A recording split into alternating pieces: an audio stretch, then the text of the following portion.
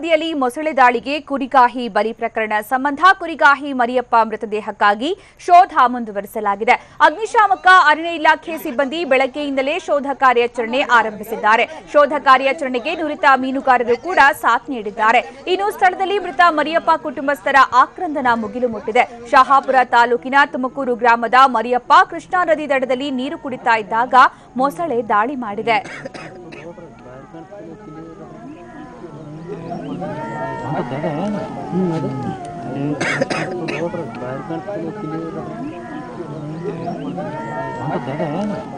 ಕೃಷ್ಣಾ ನದಿಯಲ್ಲಿ ಮೊಸಳೆ ದಾಳಿಗೆ ಕುರಿಗಾಹಿ ಬಲಿ ಪ್ರಕರಣಕ್ಕೆ ಸಂಬಂಧಪಟ್ಟಂತೆ ಈಗ ಕುರಿಗಾಹಿ ಮರಿಯಪ್ಪ ಮೃತದೇಹಕ್ಕಾಗಿ ಶೋಧ ಕಾರ್ಯ ನಡೀತಾ ಇದೆ.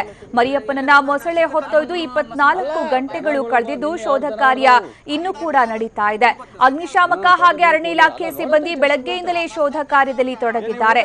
ಇನ್ನು ತೆಪ್ಪ ಮತ್ತೆ ಒಂದು ಏರ್ಬೋಟ್ ಮೂಲಕ ಅಗ್ನಿಶಾಮಕ ಹಾಗೆ ಅರಣ್ಯ ಇಲಾಖೆ ಸಿಬ್ಬಂದಿ ಶೋಧ ಕಾರ್ಯ ನಡೆಸ್ತಾ ಇದ್ದಾರೆ. ಶೋಧ ಕಾರ್ಯಾಚರಣೆಗೆ ನುರಿತ ಮೀನುಗಾರರು ಕೂಡ ಸಾಥ್ ಕೊಟ್ಟಿದ್ದಾರೆ.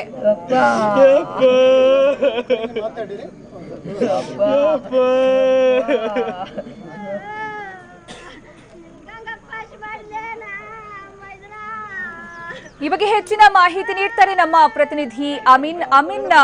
ಕೃಷ್ಣಾ ನದಿಯಲ್ಲಿ ನೀರು ಕುಡಿತಾ ಇದ್ದಂತಹ ವೇಳೆ ಮರಿಯಪ್ಪ ಅನ್ನೋರ್ನ ಮೊಸಳೆ ದಾಳಿ ಮಾಡಿ ಹೊತ್ಕೊಂಡು ಹೋಗಿದೆ ಅಂತ ಹೇಳಲಾಗ್ತದೆ. ಈಗ ಶೋಧ ಕಾರ್ಯಾಚರಣೆ ಯಾವ ರೀತಿ ನಡೀತಾ ಇದೆ?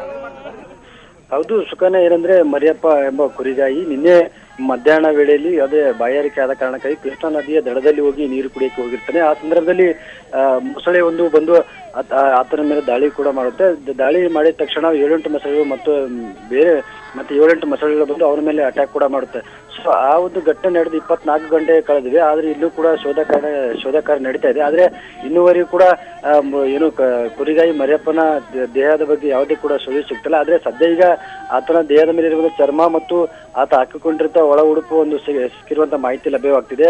ಆತನ ಮನೆಯವರಿಗೆ ಕೂಡ ಈ ಒಂದು ಅವನ ಮರಿಯಪ್ಪ ಹಾಕಿಕೊಂಡಿರುವಂತ ಉಡುಪು ಕೂಡ ತೋರಿಸುತ್ತಾರೆ. ಆದ್ರೆ ಅವರೆಲ್ಲ ಆತನ ಮರಿಯಪ್ಪನ ಮಗ ಕೂಡ ಗುರುತು ಹಿಡಿತಾನೆ.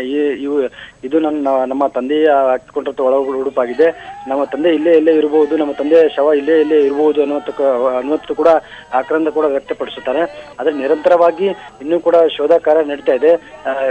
ಆದ್ರೆ ಯಾದಗಿರಿಯಿಂದ ಅಗ್ನಿಶಾಮಕ ದಳ ಆಗಿರ್ಬೋದು, ಅರಣ್ಯ ಇಲಾಖೆ ಅಧಿಕಾರಿಗಳಾಗಿರ್ಬೋದು ಮತ್ತು ಸ್ಥಳೀಯ ಏನು ಆ ಕೃಷ್ಣಾ ನದಿಯಲ್ಲಿ ನಿರಂತರವಾಗಿ ಅಂದ್ರೆ ಕಂಟಿನ್ಯೂಸ್ ಮೀನುಗಾರರು ಕೂಡ ಇರ್ತಾರೆ. ಆ ಮೀನುಗಾರರ ಸಹಾಯದಿಂದ ಕೂಡ ನಿಮ್ಮಿಂದ ಮತ್ತೆ ಮಾಹಿತಿಯನ್ನ ಪಡಿತೀನಿ. ಈಗ ನಮ್ಮ ಜೊತೆಗೆ ಮಾತಾಡೋದಕ್ಕೆ ಮರಿಯಪ್ಪ ಅವರ ಸಂಬಂಧಿ ಲಿಂಗಣ್ಣ ಅವರು ಸಂಪರ್ಕದಲ್ಲಿದ್ದಾರೆ. ಲಿಂಗಣ್ಣ ಅವರೇ, ಮರಿಯಪ್ಪ ಅವ್ರು ಕಾಣೆಯಾಗಿ ಈಗ 24 ಗಂಟೆ ಆಯ್ತು, ಏನಾದ್ರೂ ಮಾಹಿತಿ ಸಿಗ್ತಾ ಅವ್ರ ಬಗ್ಗೆ? ಮೇಡಮ್, ಇಲ್ಲಿವರೆಗೂ ಯಾವುದೇ ರೀತಿ ಒಂದು ಕಾರ್ಯಾಚರಣೆ ನಡೆದ್ರು ಕೂಡ ಸಿಕ್ಕಿಲ್ಲ. ಬಟ್ ಆದ್ರೂ ಕೂಡ ಇವಾಗ ಸ್ವಲ್ಪ ಹೊತ್ತಿನ ಕೆಳಗಡೆ ಅವ್ರದ ಒಂದು ಉಡುಪು, ಮೈಮೇಲಿನ ಉಡುಪು ಮತ್ತೆ ಒಂದ್ ಸ್ವಲ್ಪ ಚರ್ಮ ಮಾಂಸಖಂಡಗಳು ದೊರಕಿವೆ ಮೇಡಮ್. ಅಂದ್ರೆ ಯಾವ ಭಾಗದಲ್ಲಿ? ಈಗ ಅವರು ಕಾಣೆ ಆಗಿರೋ ಜಾಗದಲ್ಲೇ ಸಿಕ್ತಾ ಅಥವಾ ಬೇರೆ ಕಡೆ ಸಿಕ್ತಾ? ಅದು ಅಲ್ಲಿಂದ ಸ್ವಲ್ಪ ದೂರ ಬೇರೆ ಕಡೆ ಮೇಡಮ್, ಒಂದ್ ಸ್ವಲ್ಪ ಹೊತ್ತು ಒಂದು 100 ಮೀಟರ್ ದೂರದಲ್ಲಿ ಅದು ಸಿಕ್ಕಿದೆ ಮೇಡಮ್. ಅದು ಓಕೆ, ಈಗ ಕಾರ್ಯಾಚರಣೆ ನಡೆಸಲಾಗ್ತಾ ಇದೆಯಾ? ಯಾವ ರೀತಿ ಮೇಡಮ್? ಅವರು ಕಾರ್ಯಾಚರಣೆ ನಡೆಸಿದ್ರು ಕೂಡ ಯಾವ್ದು ಪ್ರಯೋಜನ ಇಲ್ಲ, ಮೊಸಳೆಯನ್ನು ತಿಂದಾಕಿರ್ಬೋದು ಅಂತ ಹೇಳ್ತಿದಾರೆ ಮೇಡಮ್. ಅಲ್ಲೆಲ್ಲ ಮೀನುಗಾರರು ಆಮೇಲೆ ಇದು ಅರಣ್ಯ ಇಲಾಖೆಯವರು. ಅಂದ್ರೆ ಕಂಪ್ಲೀಟ್ ಆಗಿ ತಿಂದು ಹಾಕಿರ್ಬೋದು, ಏನೋ ಪ್ರಯೋಜನ ಇಲ್ಲ ಅಂತ ಹೇಳ್ತಿದಾರಾ? ಹಾ ಮೇಡಮ್, ಅದೇ ಯಾವ್ದೇ ರೀತಿ ಆದ್ರೂ ಕೂಡ ಶೋಧ ಮಾಡಿದ್ರು ಕೂಡ ಸಿಗೋ ಚಾನ್ಸಸ್ ಕಡಿಮೆ ಅಂತ ಹೇಳ್ತಿದ್ದಾರೆ ಮೇಡಮ್ ಅವರು.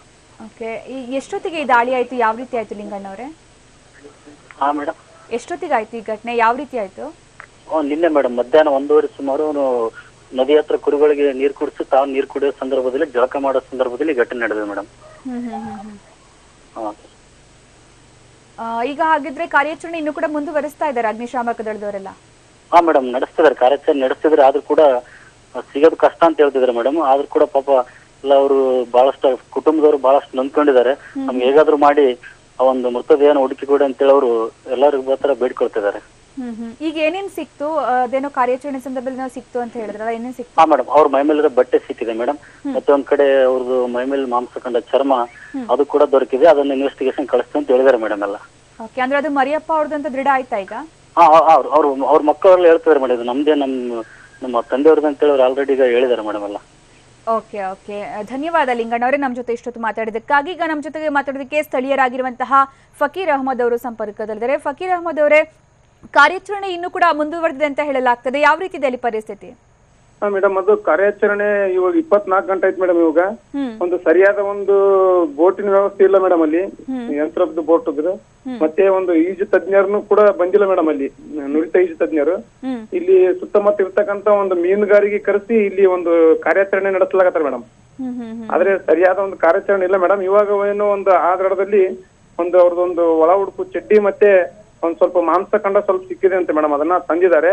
ಇವಾಗ ಏನೋ ಡಾಕ್ಟರ್ಗೆ ಒಂದು ಟೆಸ್ಟ್ ಸಲುವಾಗಿ ಕಳಿಸ್ತಾ ಇದಾರೆ ಮೇಡಮ್ ಅದನ್ನ. ಹ್ಮ್ ಇನ್ನ ನಮ್ಮ ಒತ್ತಾಯ ಏನಂದ್ರೆ ಇನ್ನೂ ಸ್ವಲ್ಪ ಅದು ಬಾಡಿನ ಹುಡುಕ್ಬೇಕು, ಶವನ ತೆಗಿಬೇಕು ಹೊರಗಡೆ ಅಂತೇಳಿ ನಾವು ಇದ್ ಮಾಡ್ತೀವಿ ಮೇಡಮ್ ಅವ್ರಿಗೆ. ಓಕೆ, ಧನ್ಯವಾದ ಫಕೀರ್ ಅಹಮದ್ ಅವರು ನಮ್ಮ ಜೊತೆ ಮಾತಾಡೋದಕ್ಕಾಗಿ. ಹಾಗೆ ನಮ್ಮ ಪ್ರತಿನಿಧಿ ಅಮೀನ್ ಮಾಹಿತಿ ಕೊಡ್ತಾ ಇದ್ರು, ಅವ್ರಿಗೂ ಧನ್ಯವಾದ.